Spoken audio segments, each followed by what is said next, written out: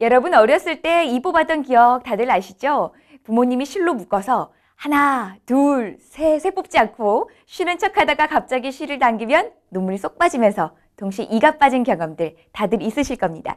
그런데 이 문제는 사랑니입니다. 이건 실로 묶어가지고 해결이 되는 게 아니죠. 그렇다고 해서 집에서 적당히 파낼 수도 없는 일이고요. 텃밭에서 무나 배추 뽑듯이 뽑을 수도 없습니다.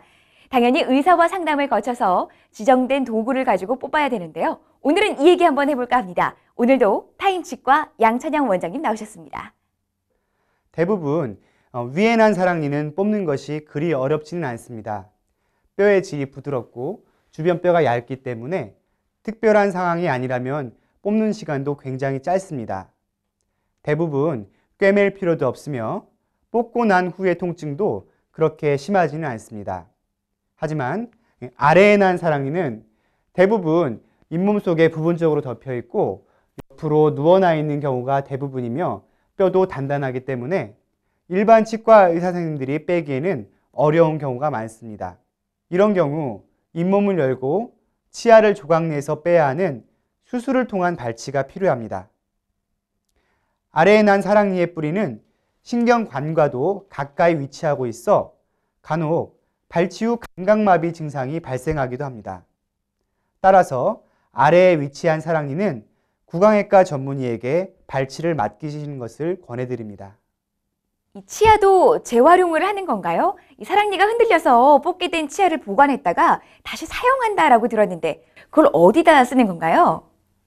임플란트 수술 시 뼈가 부족한 경우 뼈 이식을 하게 됩니다. 이때 자기 뼈를 이용할 수도 있으나 2차적인 수술 부위를 만들어야 하므로 인공뼈, 즉 다른 사람의 뼈 혹은 다른 동물의 뼈 아니면 실험실에서 만든 뼈 등을 사용하는 경우가 많습니다. 하지만 뭐니 해도 자신의 몸에서 나온 뼈를 이용하는 것이 안정성 면에서나 골 형성 면에서나 유리할 수 있습니다. 그러나 방금 전에 말씀드렸듯이 뼈 이식을 위해 다른 부위에서 자기 뼈를 떼야 하는 불편감이 있으므로 술자와 환자 모두 꺼리는 경향이 있습니다. 이때 효과적으로 사용할 수 있는 것이 자가치아 뼈 이식술입니다.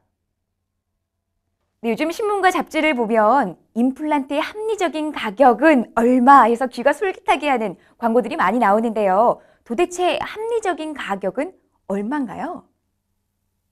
임플란트 치료는 다른 치료에 비해 고가이기 때문에 쉽게 결정하지 못하는 것은 당연합니다. 하지만 단순히 다른 병원에 비해 비용이 싸다는 이유만으로 시술을 받게 되면 낭패를 보는 경우가 생길 수 있습니다. 싸다면 싼 이유가 있고 비싸다면 비싼 이유가 있을 겁니다. 임플란트 치료는 환자의 뼈의 상태, 시술의 난이도, 임플란트의 종류, 술자의 숙련도에 따라 비용이 달라집니다. 제가 생각하는 임플란트의 합리적인 비용은 여러분이 믿고 맡기신 치과 원장님께서 제시하는 시술 방법과 임플란트의 종류, 그에 따라 제시된 비용이 가장 합리적이지 않을까 생각합니다. 네, 다음 시간에는 치아 교정의 세계 소개해드리겠습니다. 지금까지 타임치과 양찬영 원장님과 함께했습니다.